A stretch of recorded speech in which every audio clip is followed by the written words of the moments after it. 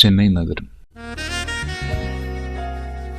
പടുകൂറ്റൻ ഹോട്ടലുകൾ, മാളുകൾ, മാനം തുളച്ചുയർന്നു നിൽക്കുന്ന പഞ്ചനക്ഷത്ര ഭോജനാലയങ്ങൾ.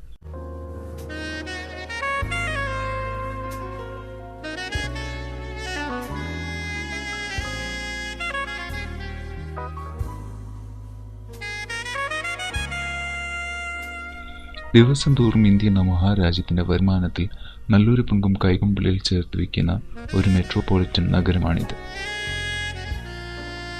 മറ്റെല്ലാ നഗരങ്ങൾക്കും ഉള്ളതുപോലെ തന്നെ ഒരുപാട് നല്ല ഗുണങ്ങളും മറിച്ചും നിലനിൽക്കുന്ന മദ്രാസ് എന്ന ചെന്നൈ.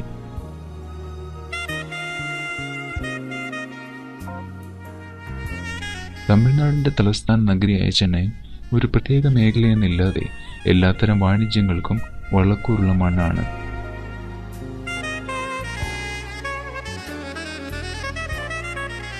ഇവിടെ പണക്കാരനും പാവപ്പെട്ടവനും മിതവയ കുടുംബവും തമ്മിൽ ഒത്തിരിയേറെ വിഭജനങ്ങൾ കാണാം, ജീവിത രീതിയിൽ പോലും.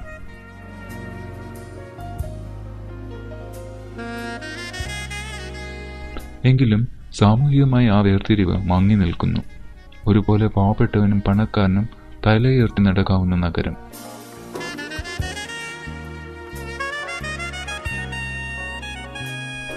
ആരെയും സൗഹൃദത്തോടെ സ്വീകരിക്കുന്ന ചെന്നൈയുടെ ആതിഥ്യ മനോഭാവം ഒന്ന് വേറെ തന്നെ.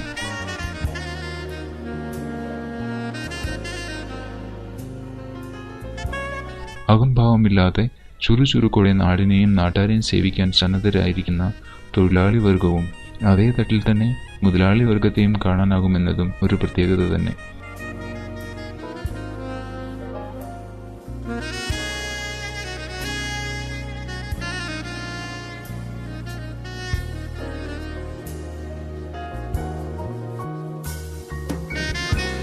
ഇങ്ങനെയെല്ലാമുള്ള ചെന്നൈയുടെ ഹൃദയഭാഗത്ത് എന്തോ ചില കഥകൾ മറഞ്ഞു കിടക്കുന്നു. ചേരികൾ. ഈ നഗരത്തിന്റെ മൊത്ത ജനസാന്ദ്രതയുടെ 3/4 പങ്കും ഇങ്ങനെ ഒളിഞ്ഞു കിടക്കുന്ന ചേരികളുടെ വകയാണ്.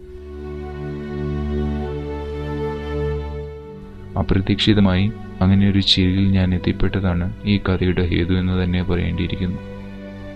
മുംബൈ നഗരത്തിന് ധാരാവി എങ്ങനെ നെടുന്തൂണായി നിൽക്കുന്നുവോ അതേ സ്വഭാവം തന്നെ അവലംബിക്കുകയാണ് കാൽവാങ്കരയും. തിരക്കേറിയ ഈ നഗരത്തിന്റെ ഓരോ കോണിലും ഞാൻ കണ്ട ഒരു ഓട്ടോക്കാരൻ, അല്ലെങ്കിൽ ഒരു കൂലിത്തൊഴിലാളി, ഒരു പൂവിൽപ്പനക്കാരി, ഒരു പാൽക്കാരൻ, ഒരു ഉന്തുവണ്ടിക്കാരൻ എല്ലാം ഇതുപോലെയുള്ള ചേരിയുടെ കറുത്ത സ്വർണ്ണ നാണയങ്ങളാണ്. അലസതയും മടിയും മാറ്റിവെച്ച് ഒരു നേരത്തെ ആഹാരത്തിനായി തന്റെ കുടുംബത്തിനായി ഇറങ്ങിത്തിരിക്കുന്ന പരിഭവവും കുറ്റങ്ങളുമില്ലാത്ത ഇവരുടെ ജനജീവിതങ്ങളിലേക്കും ജീവിത സാഹചര്യങ്ങളിലേക്കും ഒന്നെത്തി നോക്കിയാലോ? പറയാനറിയാത്ത പരിഭവങ്ങൾക്ക് ഒരു സ്വാന്തനമായി.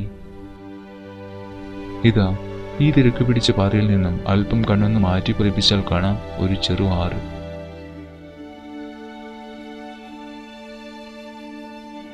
അല്പം കൂടി സൂക്ഷിച്ചു നോക്കിയാൽ മലിനജലമാണെന്നും കാണാം. ദുർഗന്ധം പരത്തുന്ന ഈ ആറിന്റെ 2 വശത്തുമായി ഏതാണ്ട് 500ഓളം കുടുംബങ്ങൾ പാർക്കുന്നു. ഒരേ നീളത്തിൽ 6-7 കിലോമീറ്ററോളം നീണ്ടു കിടക്കുന്നു. അധികം സർക്കാർ ആനുകൂല്യങ്ങൾക്ക് ഇവർ അർഹരല്ല. ഇവർക്ക് അതൊട്ട് വേണ്ടതാണ്. പുഞ്ചിരി തൂകുന്ന ഈ കുരുന്നുകൾ കർമ്മനിരതരായിരിക്കുകയാണ്. ഈ പ്രദേശത്താകെയുള്ള കോർപ്പറേഷൻ വാട്ടറിന്റെ പൊട്ടിയ ഒരു പമ്പിൽ നിന്നും വീട്ടിലേക്ക് ആവശ്യമായ വെള്ളം ശേഖരിക്കുകയാണ് ഇവർ. മാലിന്യം കുമിഞ്ഞുകൂടിയിരിക്കുന്ന ഈ പ്രദേശം ഇവർക്ക് എല്ലാമാണ്. വളർന്നു വരുന്ന ആ കുഞ്ഞുങ്ങളുടെ ശാരീരിക അവസ്ഥ മെനഞ്ഞെടുക്കപ്പെടുന്ന ഒരു വേദി. நம்ம கக்கூசு கிடையாது, பாத்ரூமும் கிடையாது, நடவழி கிடையாது. 600 சில்லற வீடு இருக்குது, அதுக்கும் வழி கிடையாது. ஆமாம், மூடாப்பு போட்டு கொடுக்கறது நான் இதே இடத்துல கொடுத்தாலும் எங்களுக்கு சரிதான். இதுவரையும் அந்த ஒன்றும் கிடையாது. வர்ற ஏடிஎம்கே கழிச்சாலும் ஆனால் டிஎம்கே கழிச்சாலும் மற்றவங்க வந்து ஓட்டு போடுறாங்க. இதே வழியில் தான் வரணும். மற்ற இடம் எங்களுக்கு வர வழியே கிடையாது. 1 மைல் தொலைவில் வந்தாலும் கூட சாவு போடுறதுக்கு கூட இடம் கிடையாது. எங்களுக்கு தான் ஒரு வாழ்க்கை லாஸ்ட் வரை என்ன பண்ணுறது. காவா சின்னதாக இருந்தது. இந்த ஏடிஎம்கேல இந்த காவா பள்ளம் எடுத்தாங்க, இவ்வளோ அகலமாக விட்டு போயிட்டாங்க. இப்போ அதுக்கு நடக்கிற எத்தனை குழந்தைங்க கீழே விழுது, பெரியவங்க தவறி கீழே விழுறாங்க, எல்லாமே செய்கிறாங்க. நம்ம என்ன பண்ண முடியும் கேட்டுக்கா. என்னங்க ஐயா நீங்களால எதனா செய்கிறீங்களா போகிறீங்களான்னா செய்கிறோம், எங்களுக்கு ஓட்டு போடுங்க, நான் வந்து அதை பண்ணுறேன் இதை பண்ணுறேன்னு தான் சொல்கிறாங்க. കൃത്യം ഒരാൾക്ക് മാത്രം സഞ്ചരിക്കാൻ പാകത്തിൽ നടപാത, അതിനോട് ചേർന്ന് ചെറ്റക്കുടിലുകൾ, അങ്ങനെ നിരനിരയായി കണ്ണെത്താ ദൂരം വരെ.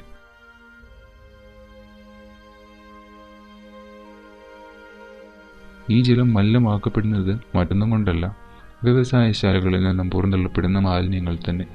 അവ ഈ ജനജീവിതങ്ങളെ എത്രത്തോളം ബാധിക്കപ്പെടുന്നു എന്നതിനെപ്പറ്റി ഇവർക്ക് അവബോധമില്ലെങ്കിലും ഉന്നത സ്ഥാനത്തുള്ള പല മേലാളന്മാരും ഇതേപ്പറ്റി നല്ല ബോധമുള്ളവരാണ്. എങ്കിലും കണ്ണടച്ചിരുട്ടാകുന്നു.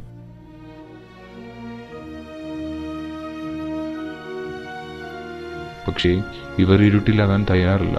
താങ്കൾക്ക് അവകാശമില്ലാത്ത വൈദ്യുതിക്ക് പിന്നെ ആർക്കാണ് അവകാശം? അവകാശങ്ങൾ തങ്ങൾക്കും നേടിയെടുക്കാനാകുമെന്ന ഒരു ഓർമ്മപ്പെടുത്തലാകാം ചിലപ്പോൾ ഉയരങ്ങളിൽ ഇവർ കൊളുത്തിയിട്ടിരിക്കുന്ന ഈ കൊളുത്തുകൾ. தண்ணி வசதி தண்ணி 3 நாளாக தண்ணி வரல, குழாய் ரெடி பண்ணி கொடுங்கன்னு சொன்னால் அதுவும் சொல்ல மாட்டேன்றாங்க. போய் கேட்டோம்னா நீங்கள் போய் ரெடி பண்ணிக்கிங்கம்மா, நீங்கள் பார்த்துக்கோங்கம்மா தான் சொல்கிறாங்க.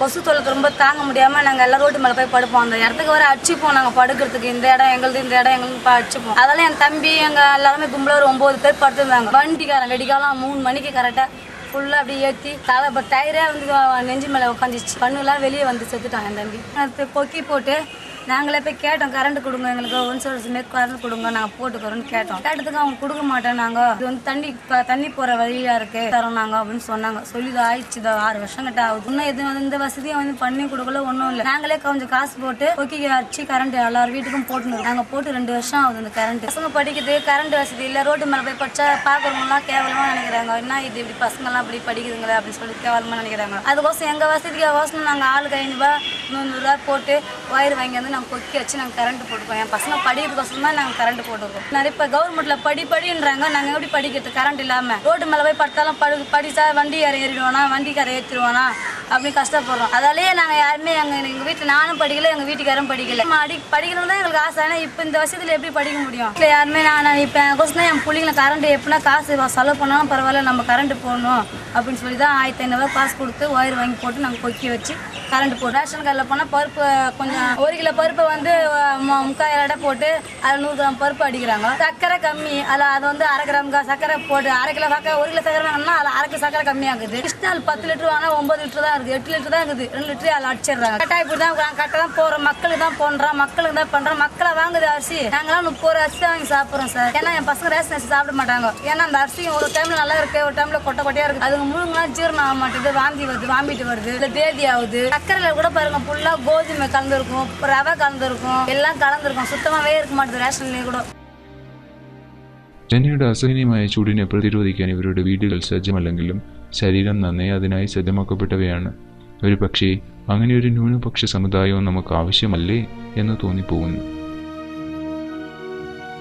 സോഷ്യൽ നെറ്റ്വർക്കുകളുടെ ശൃംഖലകളിൽ ലോകം സൃഷ്ടിക്കുന്ന പിടിക്കവറും മെടിക്കവറും ഒഴിച്ചുകൂടാനാകാത്ത ചോക്ലേറ്റ് പയ്യന്മാർക്കും അമൂൽ തരുണിമണികൾക്കും ചിലപ്പോൾ ഭാവിയിൽ നല്ല തഴമ്പുള്ള കൈകളുടെ ആവശ്യം വന്നേക്കാം. അതിനായി ഇവർ ചിക്കുന്ന ഈ അരി നന്നായി വേവട്ടെ.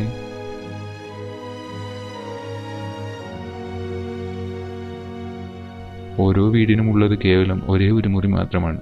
അടുക്കളയും കിടപ്പും കുളിയും തേവാരും എല്ലാം ഇതിൽ തന്നെ ഇവർ നടത്തുമ്പോൾ അനാഥമായ ആഡംബര മാളികളിലെ മുറികളുടെ തേങ്ങൽ കാലിൽ അലയടിക്കുകയാണ്.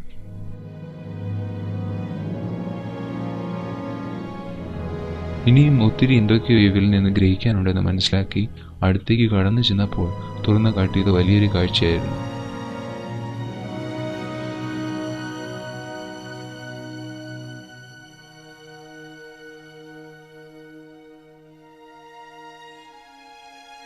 ഭാവി തലമുറയ്ക്കായി ഇവർ കാത്തു സൂക്ഷിച്ചിരിക്കുന്നിടം പിന്നീട് അവിടെ നിൽക്കാൻ എനിക്ക് തോന്നിയില്ല.